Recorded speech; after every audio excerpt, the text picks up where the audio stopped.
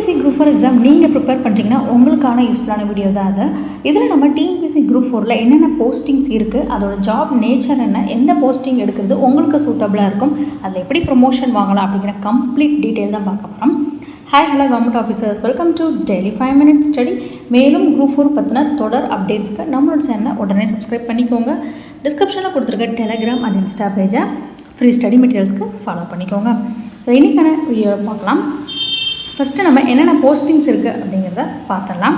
So group 4 பொறுத்தவரை கிட்டத்தட்ட ஒரு 8 போஸ்டிங் கிட்டே இருக்குது. ஃபஸ்ட் ஒன்று என்னென்னு பார்த்தீங்கன்னா, கிராம நிர்வாக அலுவலர், வில்லேஜ் அட்மினிஸ்ட்ரேட்டிவ் ஆஃபீஸர், இளநிலை உதவியாளர், ஜூனியர் அசிஸ்டன்ட், நான் செக்யூரிட்டி, அதே மாதிரி இளநிலை உதவியாளர் செக்யூரிட்டி கீழே வரும். வரி தண்டலர் நிலை 1, பில் கலெக்டர் சொல்லுவாங்க.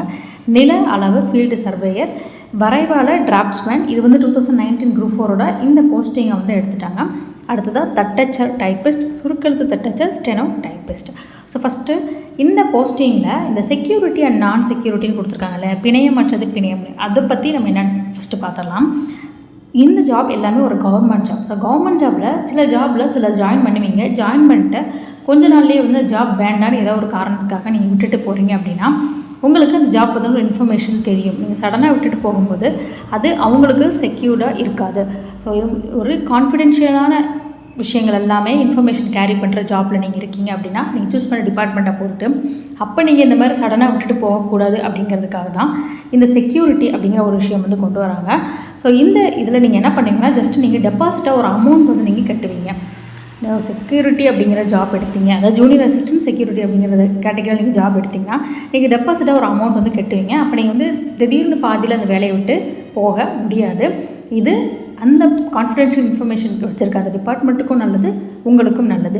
இதே நான் செக்யூரிட்டி அப்படிங்கிறப்ப நீங்கள் எப்போனாலும் ஜாபில் ஜாயின் பண்ணிக்கலாம். ஏதோ ஒரு பர்சனல் ரீசனுக்காகவோ ஏதோ ஒரு ரீசனுக்காக நீங்கள் எப்போனாலும் இந்த ஜாபை விட்டு ரிலீவ் ஆகிக்கலாம். உங்களுக்கும் அவங்களுக்கும் ஒரு பெரிய கனெக்ஷன் வந்து இருக்காது. பட் செக்யூரிட்டி கீழே நீங்கள் எடுக்கிறீங்க அப்படின்னா அது ஒரு கான்ஃபிடென்ஷியலான டிபார்ட்மெண்ட்டாக இருக்கும். ஸோ அந்த இன்ஃபர்மேஷன் உங்கள்கிட்ட தான் இருக்கும். நீங்கள் சடனாக விட்டுட்டு போகக்கூடாது, அவங்களால சடனாக மேனேஜ் பண்ண முடியாது அப்படிங்கிறதுக்காக இந்த செக்யூரிட்டி அப்படிங்கிற ஒரு விஷயம் வந்து கொண்டு வந்திருக்காங்க.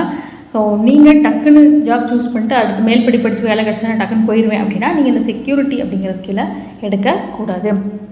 அதற்கு அடுத்தது டைப்பிஸ்ட் அண்ட் ஸ்டெனோ பொறுத்தவரை நீங்கள் டைப்பிஸ்ட் முடிச்சிருந்தால் தான் அடுத்த ஸ்டெனோ படித்து இந்த ஸ்டெனோக்கே போக முடியும். நீங்கள் ஸ்டெனோ மட்டும் டேரெக்டாக வந்து படிக்க முடியாது.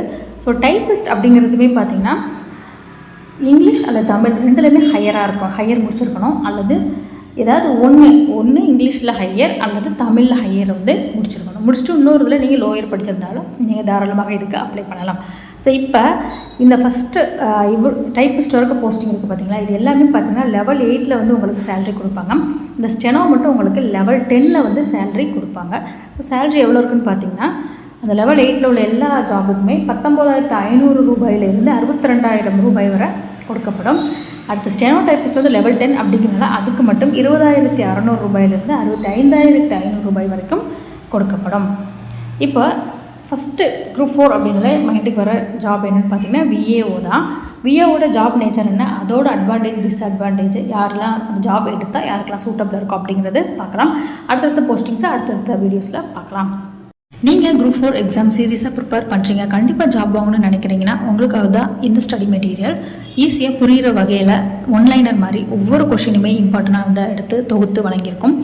ஸ்டடி மெட்டீரியல் மட்டும் இல்லாமல் மேக்ஸ் வீடியோ கிளாஸஸுமே அவைலபிளாக இருக்குது. மேக்ஸில் நிறைய பேர் 25/25 எடுக்கணும் ஆசைப்படுவீங்க. பட் எடுக்க முடியாமல் சின்ன கேர்லெஸ் மிஸ்டேக்னால உங்களுக்கு அதில் மார்க் அதிகமாக போக வாய்ப்பு இருக்கா.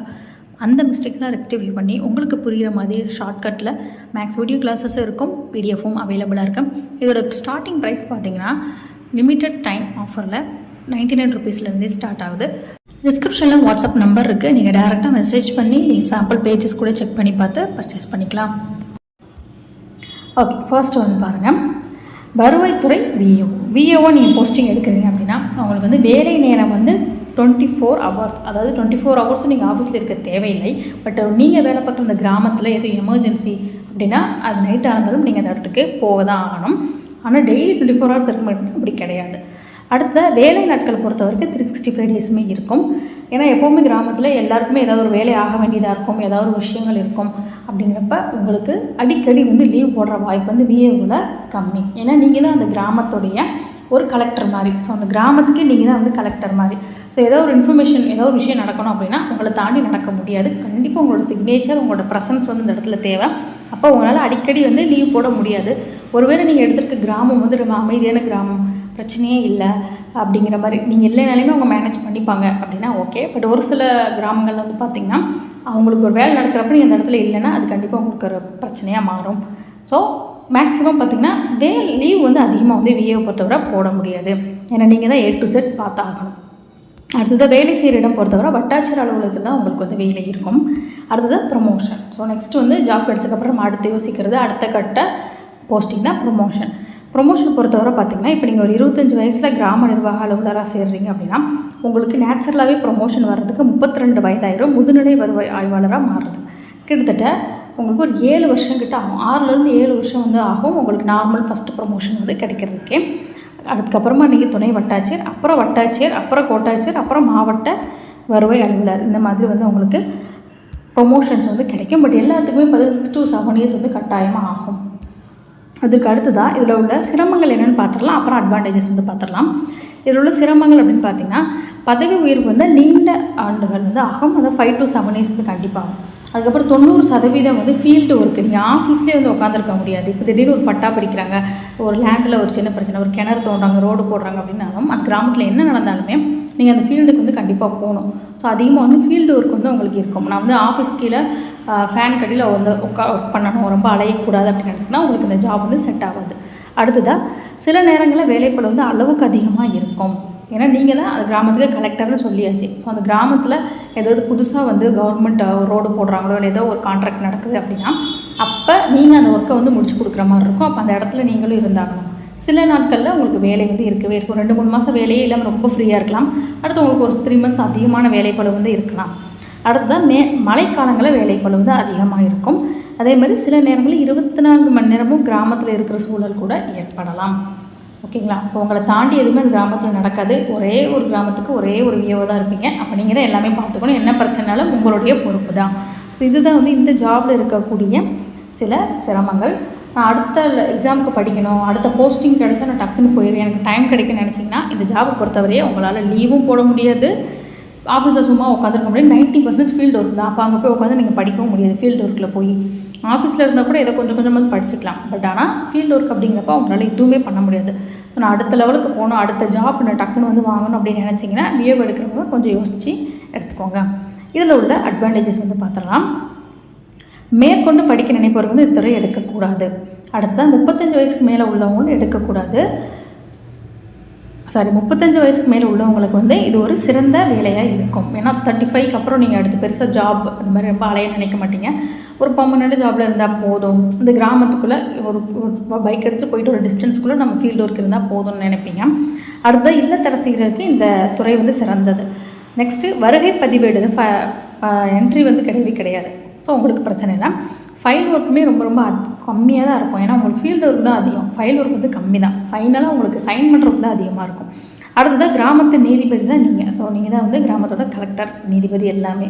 ஸோ இதெல்லாம் வந்து இதில் உள்ள ஒரு அட்வான்டேஜஸ். நான் இதுக்கடுத்து அடுத்து எதுவும் பெருசாக எய்ம் பண்ணலை. என்னோடய கிராமத்தில் எனக்கு என் வீட்டுக்கிட்ட என் ஊருக்கிட்ட எனக்கு வந்து ஒரு ஜாப் இருக்கா, போதும்பா, அது என் ஊர்லேயே நான் விஏஓ அப்படிங்கிறப்ப அதுக்கு மேலே என்ன வேணும், அதுவே ஒரு பெரிய ப்ரெஸ்டீஜ் தான் அப்படின்னு நினைக்கிறவங்க தாராளமாக இந்த ஜாப் வந்து எடுக்கலாம். 35க்கு மேலே உள்ளவங்களும் எடுக்கலாம். ஏன்னா 35க்கு அப்புறம் நிறையா போஸ்டிங்க்கு ஏஜ் லிமிட்டே வந்து போயிடும். ஸோ அதுக்கடுத்து நீங்கள் பெருசாக முயற்சி பண்ண மாட்டீங்க. அதனால் 35க்கு மேலே போகணும் உள்ளவங்களுக்கு இது ரொம்பவே சூட்டபுளாக இருக்கும். உங்களுக்கு அலையிற வேலையுமே ரொம்ப கிட்டக்க அந்த கிராமத்துக்குள்ளே மட்டும் தான் அலையிற மாதிரி இருக்கும். ப்ளஸ் 35+ அப்படின்னா நீங்கள் ஃபேமிலி கூட டைம் ஸ்பெண்ட் நினைப்பீங்க. அப்போ உங்கள் ஃபேமிலி சுற்றி உள்ள கிராமங்களில் தான் உங்களுக்கு வேலையை வந்து வாங்கன்னு நினைப்பீங்க. அப்போ உங்களுக்கு இது ரொம்ப ரொம்ப சூட்டபுளாக இருக்கும். விஏஓ ஜாப் 100% நீங்கள் வந்து எடுக்கலாம். இதில் எதெல்லாம் அதிக வேலை இருக்குன்னு பார்த்தீங்கன்னா தேர்தல் டைமில் வந்து உங்களுக்கு அதிகமான வேலை இருக்கும். அதே மாதிரி சட்டம் ஒழுங்கு பராமரித்தல், மழைக்காலங்களில் ஜாமபந்தி, இந்த டைம்லாம் வந்து உங்களுக்கு அதிகமான வேலைகள் வந்து இருக்கும். இப்போ சப்போஸ் கிராமத்துக்குள்ளே ஒரு பிரச்சனை வந்துருச்சு, ஒரு 2 தரப்பினருக்கு பிரச்சனை வந்திருக்கு அப்படின்னா அப்போ வந்து உங்கள் தலை தான் அதிகமாக உருளும். ஸோ உங்களுக்கு அதிகமான வேலை இருக்கும். அதே மாதிரி மழைக்காலங்களில் அதிகமான வேலை இருக்கும். ஏதாவது நோய் தொற்று வந்துருச்சு அப்படின்னாலும் உங்களுக்கு அதிகமான வேலைப்பாடு இருக்கும். இதை தவிர்த்து 12 மாதத்தில் நீங்கள் ஒரு 6 months கொஞ்சம் ரிலாக்ஸாகவே இருந்துக்கலாம். அடுத்த 6 months வந்து நீங்கள் கொஞ்சம் ரஷ்ஷாக இருக்கிற மாதிரி இருக்கும். ஸோ இதுதான் வந்து விஏஓட ஜாப் நேச்சர். இதோட அட்வான்டேஜ் டிஸ்அட்வான்டேஜ் என்னென்ன ஜாப் இருக்கும் அப்படிங்கிறதெல்லாம் நம்ம பார்த்தாச்சு. நான் இந்த கிராமத்தில் இருக்கேன், எனக்கு வீட்டுக்கிட்ட ஒரு ஜாப் வேணும், நான் பெருசாக அடுத்து எதுவும் ட்ரை பண்ண போகிறதில்ல, எனக்கு இந்த சேலரி இதுவே போதும், அதுவே நேச்சுரலாக எனக்கு ஒரு 5 to 7 இயர்ஸ் கழிச்சு ப்ரமோஷன் தான் போதும்ப்பா அப்படின்னு நினச்சிங்கன்னா நீங்கள் 100% வந்து விஏஓ தாராளமாக சூஸ் பண்ணலாம். ரெண்டாவது, விஏஓ அப்படிங்கிறது தான் அந்த கிராமத்தில் எல்லாருமே விஏஓ தான், விஏஓ தாண்டி எதுவுமே நடக்காது. அப்படிங்கிறப்ப அந்த கிராம மக்கள்கிட்ட உங்களுக்கு ஒரு மிகப்பெரிய மதிப்பு வந்து இருக்கும். இது ஒரு ப்ரெஸ்டீஜியஸான ஜாப், ஓகேங்களா. சார் அப்படிங்கிறது ஆஃபீஸர் அப்படிங்கிற ஒரு லெவலுக்கு அதிகமான ஒரு ஜாப் தான் விஏஓ. ஒரு கிராமத்துக்கு கலெக்டர் மாதிரி, என்ன தான் கலெக்டர் ஆஃபீஸில் இல்லை கலெக்டருக்கு நிறைய போஸ்டிங் பார்த்தாலுமே கலெக்டர் அப்படின்னா ஒரு பெரிய ப்ரெஸ்டீஜ் இருக்குது பார்த்திங்கன்னா, அதே அளவுக்கு கிராமங்கள் வந்து விஏஓ அப்படிங்கிறதுக்கு ஒரு பெரிய ப்ரெஸ்டீஜ் இருக்கும். ஸோ ப்ரெஸ்டீஜ்க்காகவும் நீங்கள் இந்த ஜாப் வந்து தாராளமாக சூஸ் பண்ணலாம். இல்லை, நான் இருக்கிற அந்த கிராமம் எனக்கு பிடிச்சிருக்கு, அந்த கிராமத்தை நான் அடுத்த லெவல் கொண்டு போகணும்னு நினைக்கிறேன் அப்படின்னாலும் நீங்களும் தாராளமாக இந்த பதவியை எடுக்கலாம். இப்போ விஏஓ பற்றின ஃபுல் ஜாப் நேச்சர் பார்த்தாச்சு. அடுத்தடுத்த வீடியோவில் அடுத்தடுத்த போஸ்டிங் பற்றி பார்க்கலாம். அதெல்லாம் உடனே கூட தெரிஞ்சுக்க நீங்கள் நம்ம சேனலை சப்ஸ்கிரைப் பண்ணிக்கோங்க. I hope you enjoyed this video. Thank you. Always keep smiling, keep studying.